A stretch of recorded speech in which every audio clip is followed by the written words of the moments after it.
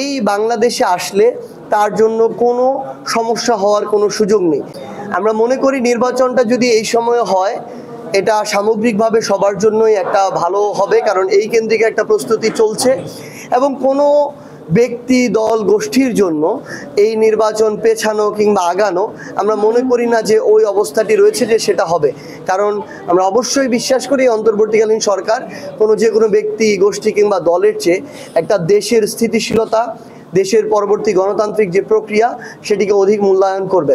আমরা একদম শুরু থেকে এখন পর্যন্ত বলছি এবং এটা আমরা বলবো, আমরা স্পষ্টভাবে মনে করি যে জাতীয় পার্টি যারা এই 24-এর অভ্যুত্থানের পূর্ব পর্যন্ত পদ্মা সেতু, মেট্রো রেল এবং এলিভেটেড এক্সপ্রেসওয়ে নির্মাণের গর্বিত অংশীদার বসুন্ধরা সিমেন্ট, যারা এই শেখ হাসিনাকে, আওয়ামী লীগকে বৈধতা দিয়েছে, তাদের জন্য কাজ করেছে, তাদের সুবিধা ভোগ করেছে, তাদের অবৈধ নির্বাচনের এমপি ছিল, মন্ত্রী ছিল, তারা প্রত্যেকেই ফ্যাসিস্ট শেখ হাসিনা, ফ্যাসিস্ট আওয়ামী লীগের এক একজন দোসর এবং এটার জন্য তাদের প্রত্যেককে বিচারের আওতায় নিয়ে আসা উচিত।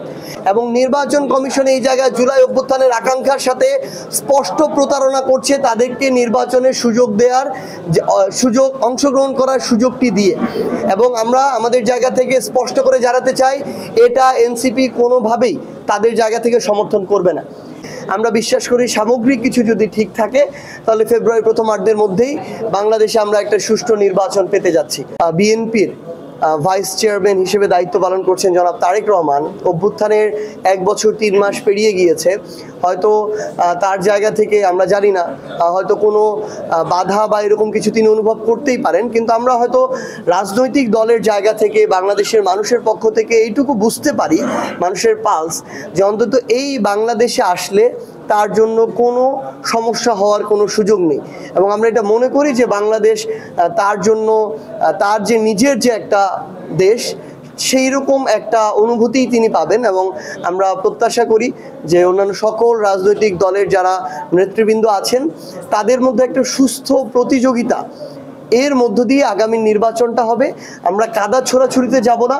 কেউ যদি কোনো ধরনের অপ্রত্যাশিত কাজ করে আমরা সেটার যৌক্তিক সমালোচনা করব। আমরা যদি মনে করি ওই যৌক্তিক সমালোচনা ওটা যৌক্তিক না, আমরা তাহলে তার বিরুদ্ধে আবার আরেকটা যৌক্তিক সমালোচনা করব। কিন্তু আমাদের নিজেদের মধ্যকার কাদা ছোড়াছুড়ি কিংবা যারা ষড়যন্ত্রকারী তাদেরকে যদি আমরা কোনো কারণে সুযোগ দিই, এটার কারণে সামগ্রিকভাবে সকল রাজনৈতিক দল এবং সকল মানুষ ক্ষতিগ্রস্ত হবে। আমরা বিশ্বাস করি আগামীর বাংলাদেশে ফ্যাসিস্ট বিরোধী কোনো রাজনৈতিক দল এই সুযোগ কাউকে দিবে না।